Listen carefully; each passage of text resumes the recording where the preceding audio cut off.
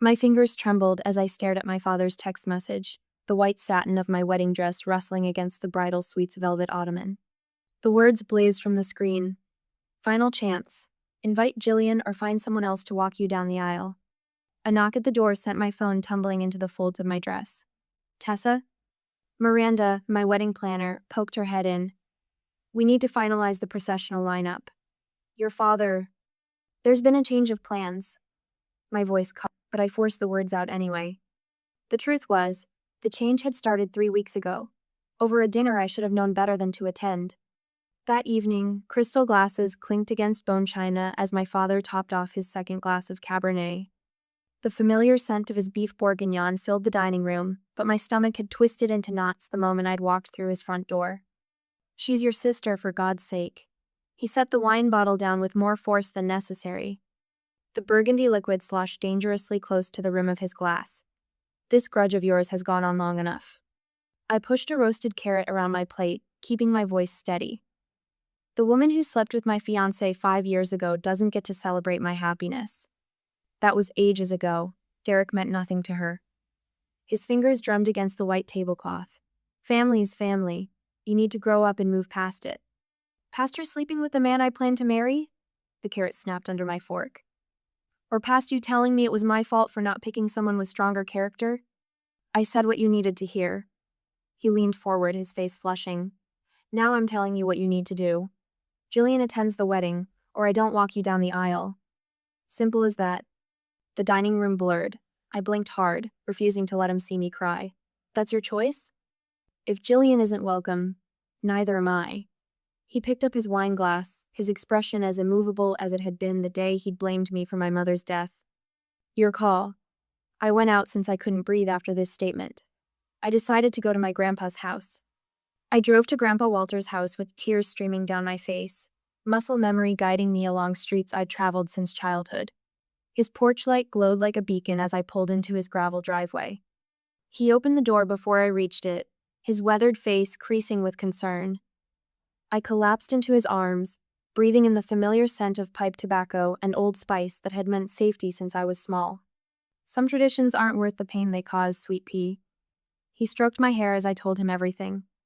The room smelled of coffee and the molasses cookies he always kept in the ceramic jar by his chair. Your mother would want you to be happy, not compromising your heart to please others. Logan says the same thing. I wiped my eyes with the handkerchief Walter pressed into my hand. He told me this day is about us, not them. Smart man, that Logan. Walter's eyes crinkled at the corners. Seems to me he's not the only one who could walk his bride down the aisle. I looked up sharply, hope flickering in my chest. Would you? Try and stop me. He squeezed my hand. Been waiting 6 years to do something this important. The diner's neon sign cast a red glow across my father's face as I slid into the booth across from him 2 days later. The vinyl seat squeaked beneath me, and the air smelled of burnt coffee and decades of grilled onions. You can't be serious. He stared at me, coffee cup frozen halfway to his mouth. What will people think? They'll think I respect myself enough to celebrate with people who respect me.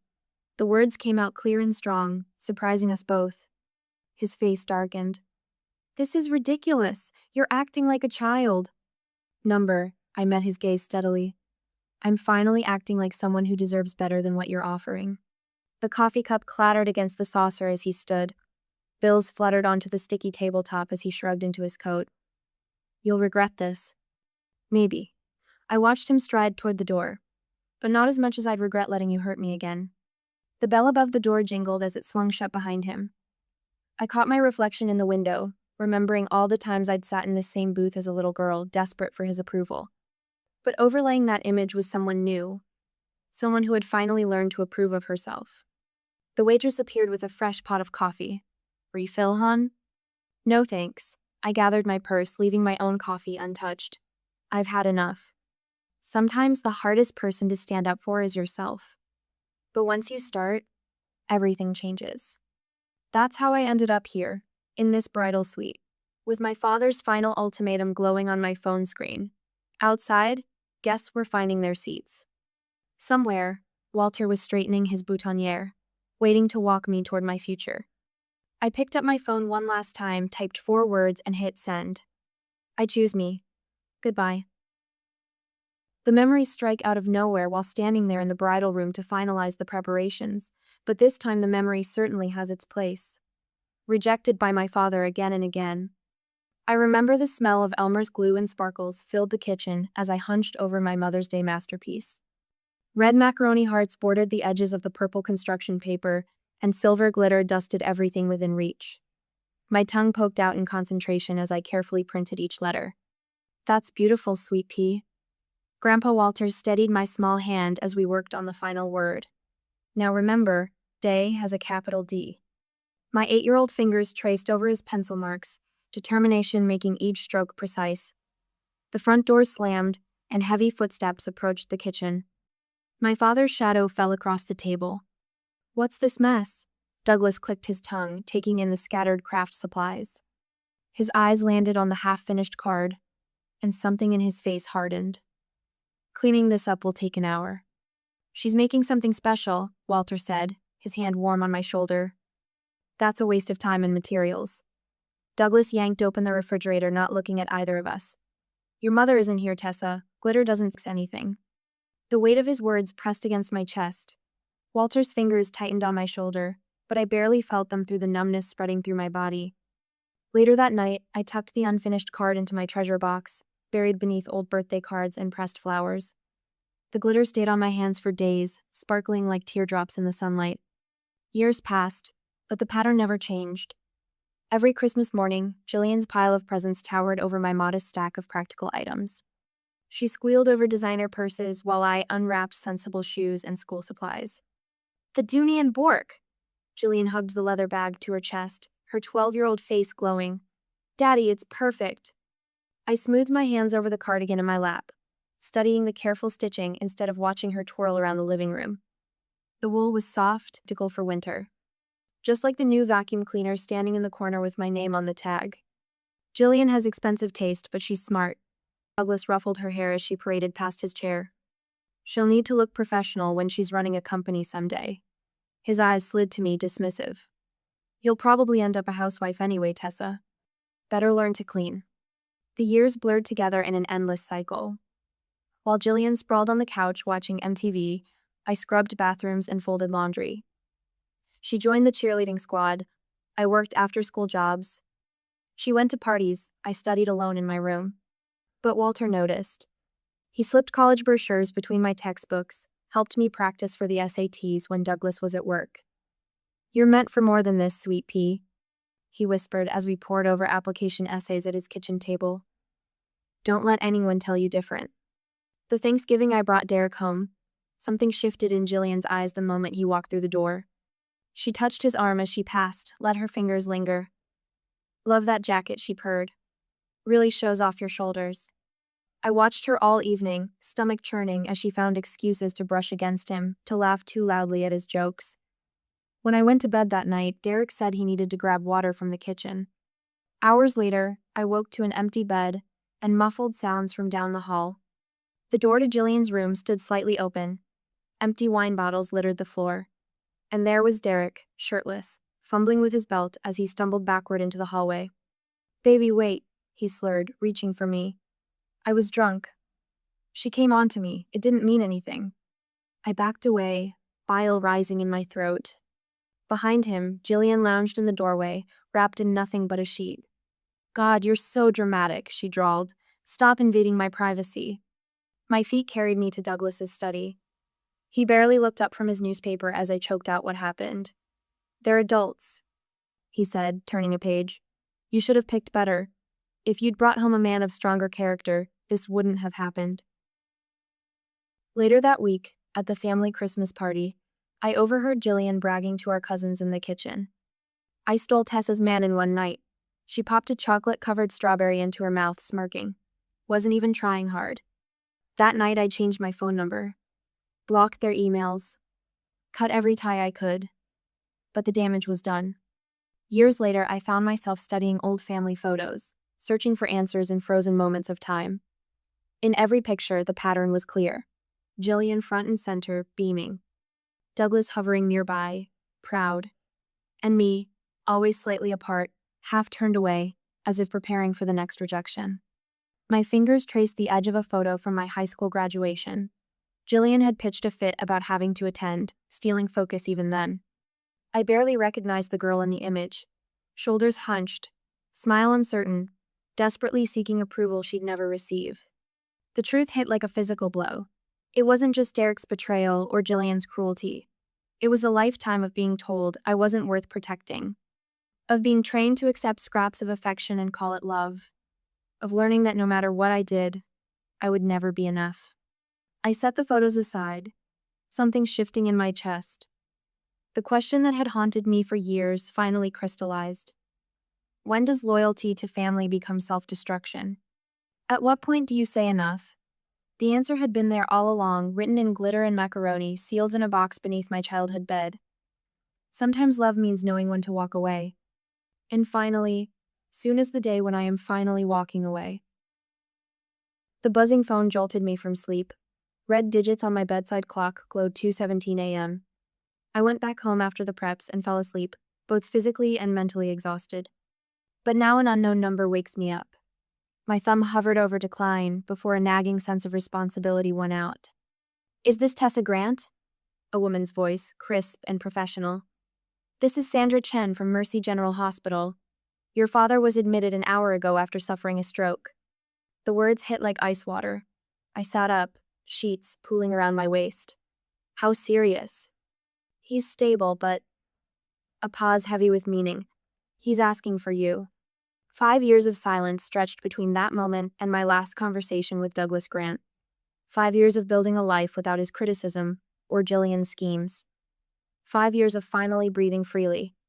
My bare feet touched the floor. Through the window, streetlights cast long shadows across my bedroom wall. "I'll be there in 20 minutes. I dress up, take my car, head straight to the hospital. The hospital corridor smelled of disinfectant and stale coffee. My heels clicked against linoleum, each step echoing with memories I'd tried to bury. Room 412. The door stood half open, spilling fluorescent light into the hallway. Douglas looked small against the white sheets, tubes snaking from his arms. His right side drooped slightly, face slack. The mighty Douglas Grant, reduced to hospital gowns and monitoring equipment. His eyes found mine. Something flickered there. Relief, fear, Tessa. The words slurred at the edges. "I'm here." I stopped at the foot of his bed, unsure where to stand, what to do with my hands. The next weeks blurred together. Insurance forms. Medical bills that made my stomach clench. $48 after insurance. My savings account drained as I hired the best home care nurse available, someone who wouldn't let him bully them into cutting corners on his recovery. Once he was released from the hospital, I drove him home and explained the schedule when I am not there. "The physical therapist comes Mondays and Thursdays," I explained, stocking his refrigerator with pre-made meals. "Maria will help with exercises between sessions. Your prescriptions are organized by day in the pill box." He watched me from his recliner, confusion creasing his forehead. "You don't have to." "I know." The words came out sharper than intended. I softened my tone. "I know I don't have to." Each time I called Jillian, the response was the same. Voicemail. Text messages read, but never answered. My sister, who had always been his favorite, was nowhere to be found when he needed actual help. "Try again tomorrow," Douglas suggested whenever I mentioned her absence. But his eyes held a new understanding. The breakthrough came during physical therapy, 6 weeks after the stroke. Douglas gripped the parallel bars, jaw clenched as he forced his right leg forward. "Good," the therapist encouraged. 3 more steps. Sweat beaded on his forehead. His right knee buckled. I caught his elbow, steadying him before he could fall. "I've got you," I said quietly. He stared at me, something raw in his expression. "You remind me of your mother," his voice cracked. "Not just your face, your heart." The words I'd waited a lifetime to hear, delivered in a physical therapy room that smelled of rubber mats and sanitizer. I blinked hard against sudden tears. She never gave up on people either. He looked away, but his hand gripped mine. Even when they deserved it. That evening, over lukewarm hospital coffee, he told me about their first date, how she'd worn a yellow sundress and laughed at his terrible jokes. How she'd known every regular's order at the diner where she waitressed to put herself through nursing school. She would have been so proud of you, he whispered, more to himself than to me. I nearly missed Grandpa Walter's arrival the next afternoon, stepping out to take a work call just as he walked in. When I returned 15 minutes later, the atmosphere in the room crackled with tension. Everything okay? I looked between them. Walter's weathered face was flushed with anger. Just having a talk with your father about choices and consequences. That evening, driving me home, Walter's knuckles were white on the steering wheel. He punished you for living while your mother didn't, the words exploded from him. That's not fatherhood, that's cowardice. Douglas had tried to argue, his face flushing. But something in Walter's words had struck home. I saw it in the way his shoulders slumped, the fight draining from him. He never deserved you. Walter pulled into my driveway, killed the engine, or that lake house I'm supposed to leave him. 2 days later, Walter sat in his attorney's office, signing papers with steady hands. The lawyer's eyebrows rose as he reviewed the changes. I'm correcting an injustice, Walter said firmly, not creating one. He drove home in the gathering dusk, satisfaction settling in his chest. In his study, he opened an old photo album. Elizabeth's face smiled up at him from yellowed photographs, her eyes so like Tessa's. The new will lay locked in his desk drawer, a time bomb of justice waiting to detonate. Spring came, bringing with it wedding preparations. Logan and I toured venues, chose flowers, debated cake flavors.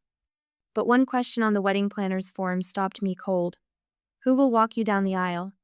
Douglas assumed it would be him. He'd recovered enough to walk with a cane, his speech almost back to normal. The entitled assumption in his voice when he mentioned suit fittings made my stomach turn. Then came the guest list. And with it, the ultimatum that shattered any illusion of change. Jillian is your sister. His voice held that familiar steel. Either she attends or I don't walk you down the aisle. I found myself on Walter's porch that evening, the swing creaking gently as we rocked. The same porch where I'd run with skinned knees and broken heart since childhood. His hand covered mine, warm and steady. I've got one good walk left in these old legs. Tears spilled down both our cheeks as the weight lifted from my shoulders. Some choices are answers we've known all along. If someone shows you who they are repeatedly, Walter said softly, when do you finally believe them? The moon rose over his garden, silvering the rose bushes my grandmother had planted decades ago. I squeezed his hand, finally ready to answer that question with actions instead of hope. Finally, the day has come, my wedding. Golden morning light spilled through the bridal suite windows, catching the crystals on my dress and scattering tiny rainbows across the cream wallpaper. My bridesmaids bustled around the room, their matching sage dresses rustling as they arranged flowers and adjusted each other's hair. The usual wedding morning chaos felt oddly peaceful without the customary family drama. My phone buzzed again. Douglas's 5th message in an hour. I left it face down on the velvet ottoman, next to my grandmother's pearl earrings. A soft knock preceded Miranda poking her head in. Walter's here. Should I send him up? My heart squeezed at the thought of my grandfather waiting downstairs. Please. The door opened wider, and there he stood in his best charcoal suit, white rose boutonniere perfectly straight against his lapel. His weathered hand smoothed down his tie, the same one he'd worn to every important family event since I could remember. Sweet Pea, his voice caught as he took me in. Just like your grandmother on our day. I crossed the room and caught his hands in mine. They trembled slightly, though his grip remained strong. You look very handsome, Grandpa. Had to do right by my girl. He touched the pearl at my ear. Beth would be so proud of the woman you've become. The ceremony space buzzed with anticipation as the string quartet began the processional. I watched through the doorway as my bridesmaids glided down the aisle, their bouquets bright against the sage green of their dresses. The empty front row seats where Douglas and Jillian should have been barely registered now. Walter's arm was steady under my hand. Ready? I nodded, unable to speak past the thickness in my throat.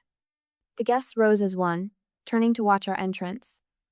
But all I could see was Logan at the altar, his face lighting up as our eyes met. The world narrowed to the path between us, scattered with white rose petals that caught the light from the stained glass windows.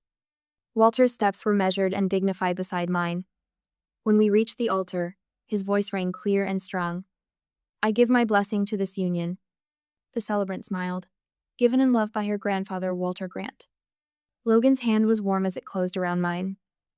Walter pressed a kiss to my cheek before taking his seat, and I knew I'd made the right choice. The reception glowed with candlelight and laughter. Crystal glasses clinked as Walter rose for the traditional father's toast, his presence commanding attention without effort. The room hushed. I've watched this remarkable woman grow from a curious child who followed me around my workshop into someone who builds beauty from broken pieces. He turned to face me directly. Tessa, you've shown me what family truly means, not obligation, but choice. Not blood, but love. He reached into his jacket pocket. Which is why, as my wedding gift to you and Logan, I'm giving you the lake house at Placid.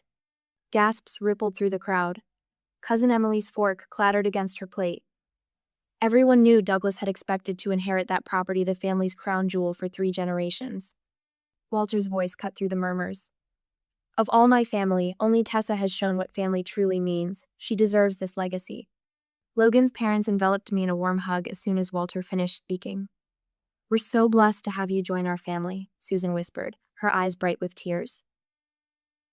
I caught glimpses of relatives whispering behind napkins throughout dinner, their expressions ranging from approval to scandal.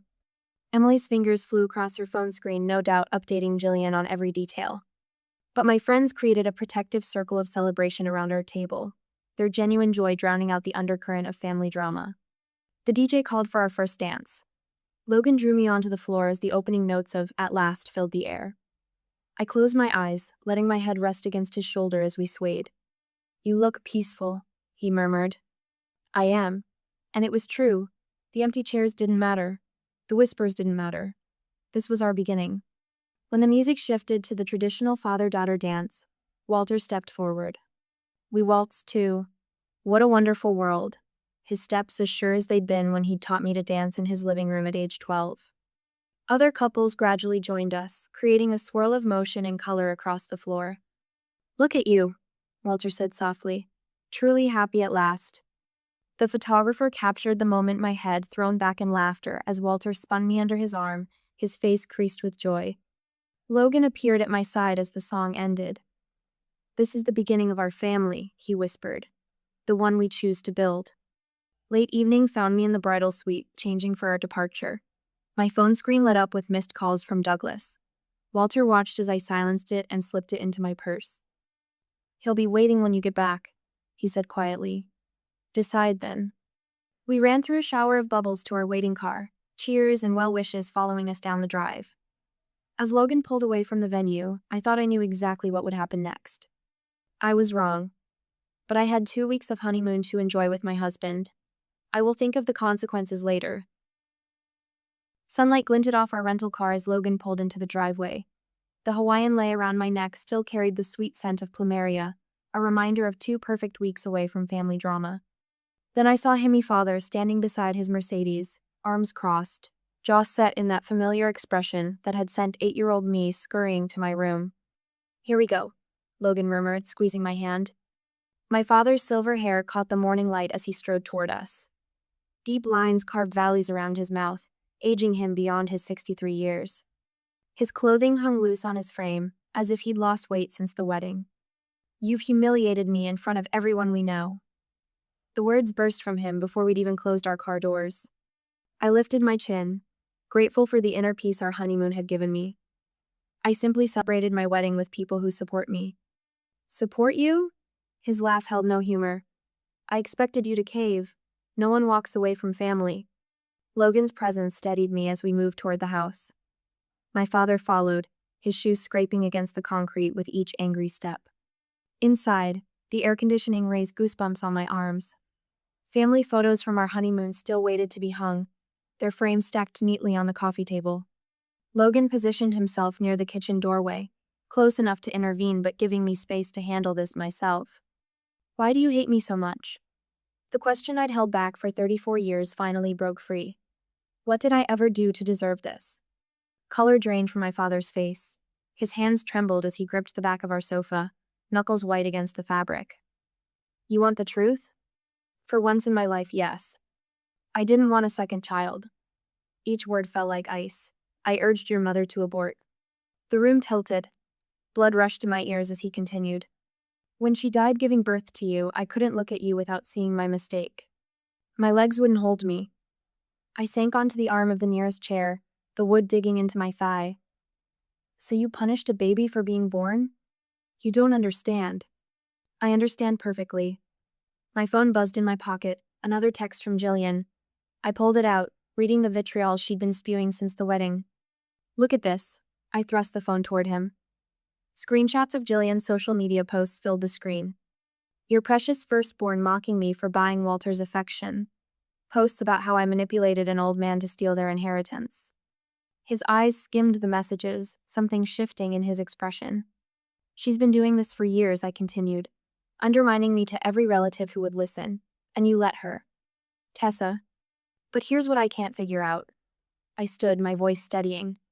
When you had your stroke, who sat by your hospital bed? Who paid your medical bills? Who hired your home nurse when insurance ran out?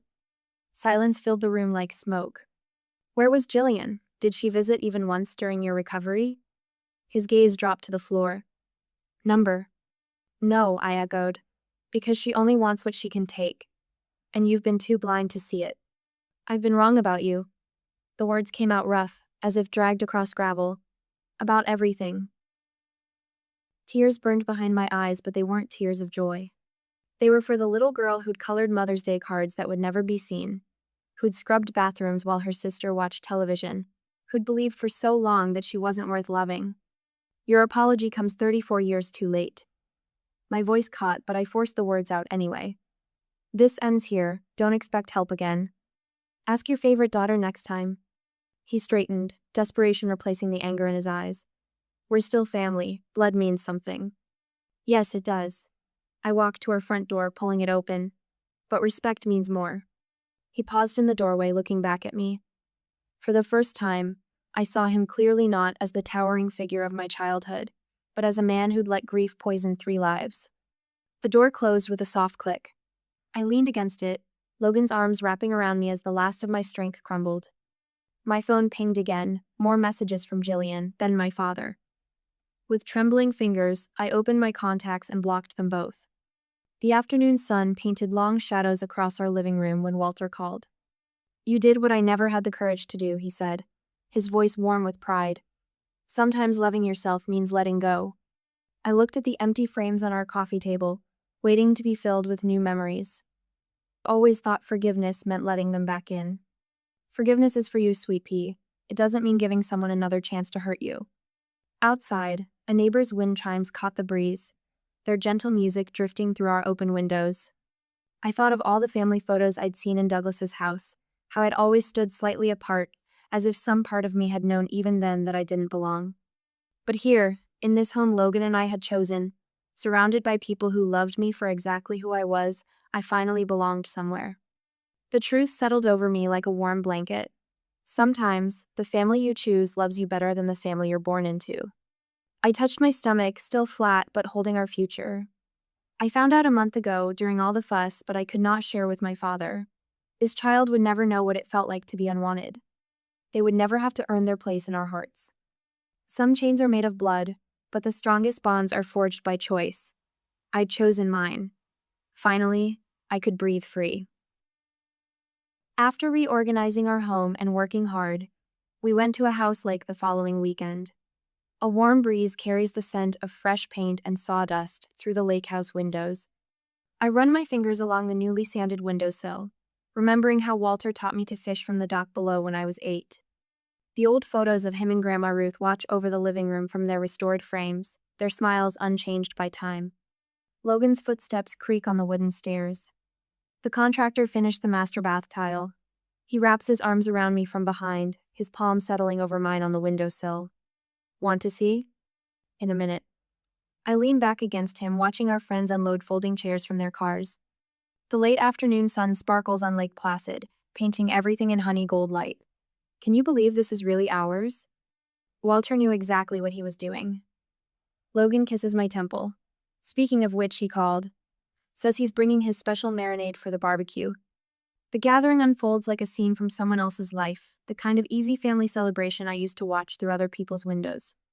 Walter holds court from his favorite Adirondack chair, demonstrating proper fish gutting technique to Logan's father, while Sarah Mitchell, my mother-in-law, arranges her legendary peach pies on the outdoor buffet.